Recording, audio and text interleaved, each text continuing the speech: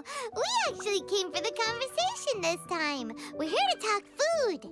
I'm entering this year's cooking competition, so I wanted to ask you both. Oh, wait, there's 3 of you.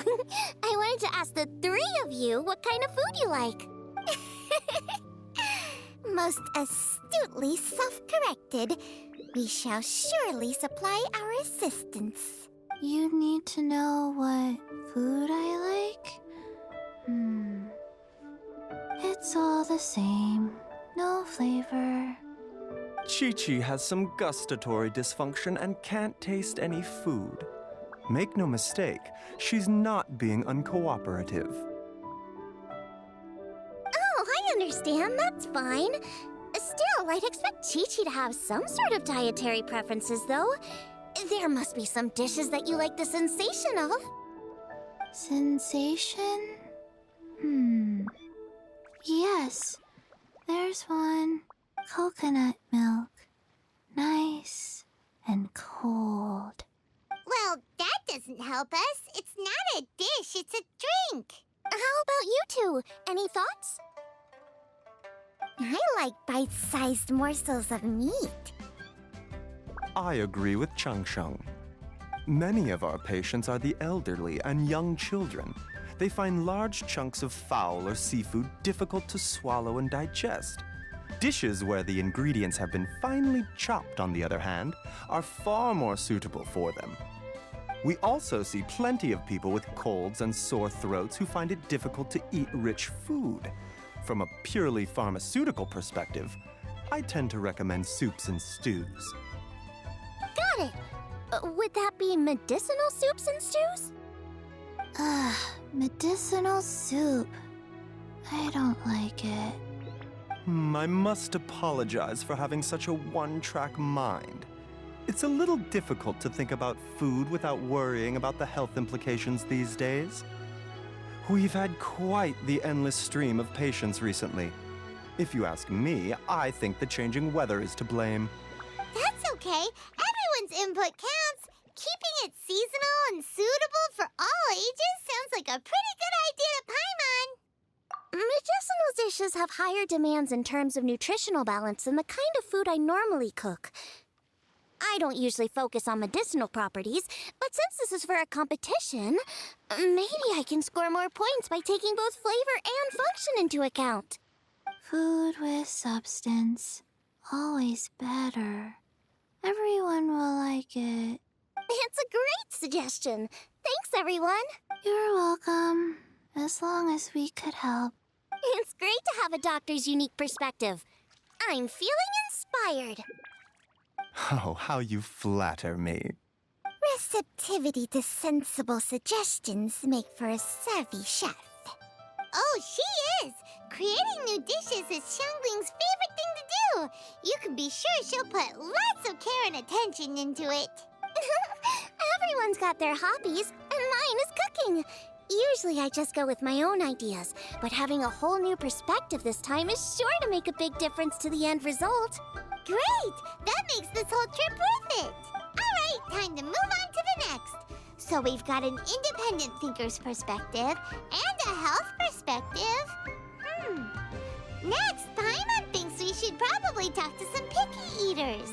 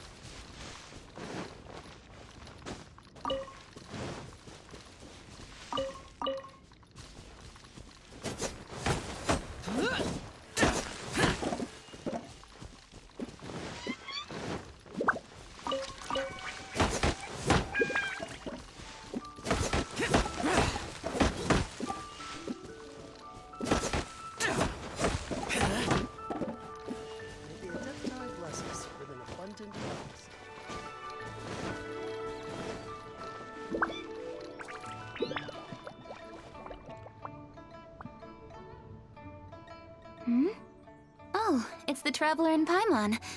And Xiangling. Greetings, friends. It's been a while. Hey, what brings you here? Has something happened? What's with this great big stone on the ground? Long story. So, just to confirm, I will assume responsibility for handling this stone of unknown origin. Any objections? None here. You know how to get things done, Kuching. As long as it's with you, I can rest easy knowing that it's in safe hands. Should I take this to mean that you doubt the relative safety of leaving this in the hands of the Tianquan? Huh? Well, for starters, Kuching is the one who's always out running errands, rain or shine. Besides, you don't seem to give a wooden more about this whole thing anyway, so what's it to you? I was merely joking. You, meanwhile, seem only too ready to pounce when an opportunity to publicly lambaste me arises. Even when it means giving our poor mutual friend here the cold shoulder. By no means. You wish to know about the stone, I presume. Then let me invite the great seafarer Captain Beto to tell the story, if she would be so kind. You... Fine. Well, it's a big one, right? And such a smooth surface, too. Makes you think there's gotta be a good chunk of jade in there. It was found by a fishing crew, not far off the coast. It must have been underwater for years, so the erosion will be what's given it that smooth finish. Finds like this cannot be kept as private property, and must be submitted to a holder of public office. Placing it into our custody will also give them peace of mind. So, what's inside it? Well, we've hit it with just about every weapon we could get our hands on and haven't managed to even dent it yet. Clearly there's more to it than meets the eye. No weapon could smash it open. Wow. Paimon doesn't think we've ever encountered a stone like that before. Kuching has taken an unusually keen interest in this giant stone, which is why we are leaving the matter in her capable hands. Let's put that aside for a second. Traveler, what brings you here? Were you looking for someone? Actually, we were looking for all of you. We need all hands on deck here. Oh? Hopefully not because there's been some sort of cataclysmic event. No, nothing like that. Paimon's just getting carried away. I just wanted to ask everyone about their food preferences. Food preferences? That's a little unexpected. I have rather simple tastes. Precise, pure, smart, and sophisticated. That is all I require. That's your idea of simple, huh? I summed up my culinary requirements in 4 words. Is that insufficiently simple for you? A few weeks out on the open ocean would fix your flawed definition of simplicity, let me tell you that. What about you, Beto? Me? If it's freshly cooked and piping hot, that floats my boat. If it's got a little chili pepper in there, too, I'm one very happy captain. Paimon thought you would have said bar food. Oh, bar food works, too. As for me, it's got to be seafood. Okay, got it. So, seafood, piping hot, and, and that's where I would disagree. Traveler, surely you've heard of golden shrimp balls. Oh my, they're my favorite. You need to wash and devein the shrimp, wrap it in finely sliced potato strips, then deep fry it to perfection. There's no room for cutting corners. They're very precisely put together. They taste pure, the presentation is smart, and the skill needed to cook them is highly sophisticated. It fits Ningguang's forward summary to the letter. Huh. So what you're saying is, for all the frills and trills, good food is all the same at the core? I heartily agree. Golden shrimp balls are a prime example. Their essence lies in combining art and nutrition in a single package. It is a dish of true value. Okay, got it. So Kuching loves golden shrimp balls. I didn't say that.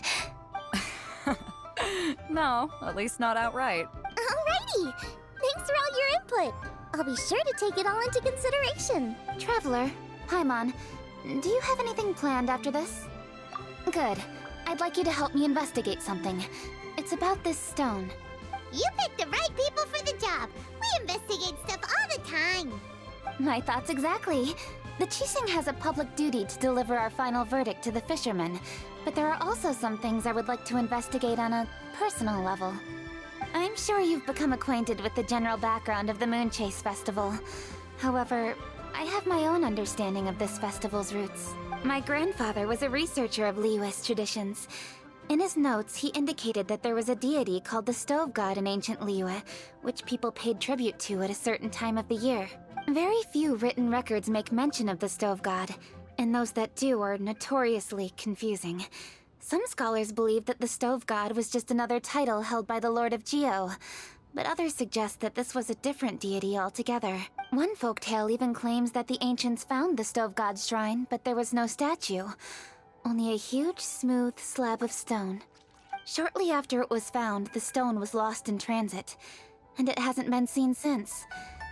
This stone here has all the same features, so I suspect it could be the one that went missing all those years ago.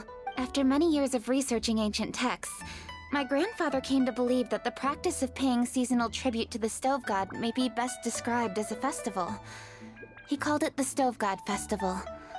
That would make it the forerunner to the Moon Chase Festival we know today. But this is all just theory and conjecture. To prove any of it, we'd need to start by identifying who the Stove God really was. Now that Rex Lapis has passed on, and Liyue has entered the age of humankind, his successors should continue to respect our nation's culture and traditions, just as he did. That's why I think the responsibility for this situation should fall to me. It's a chance to shed light on our history, revitalize an ancient tradition, and possibly prove my grandfather's hypothesis along the way. With any luck, we'll nail all three in one fell swoop. It was just a couple of days ago that we received this stone, right after we decided to use food as the central theme for this year's festival. It makes me wonder. Maybe a divine will is at work behind all of this. 3 birds with 1 stone, huh? That's pretty efficient, even for cooking.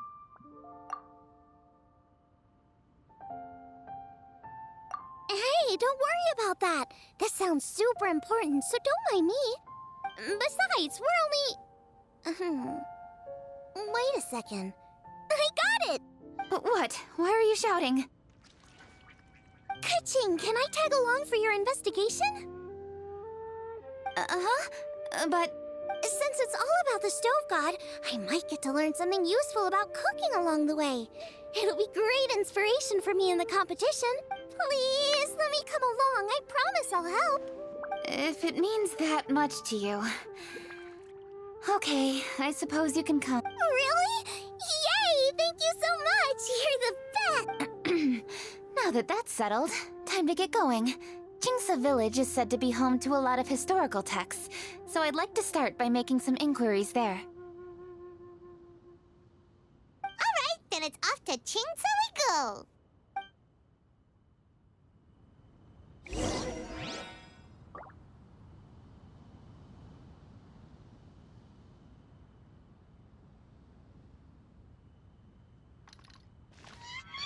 Oh, sincerely, Beidou, you misunderstand me.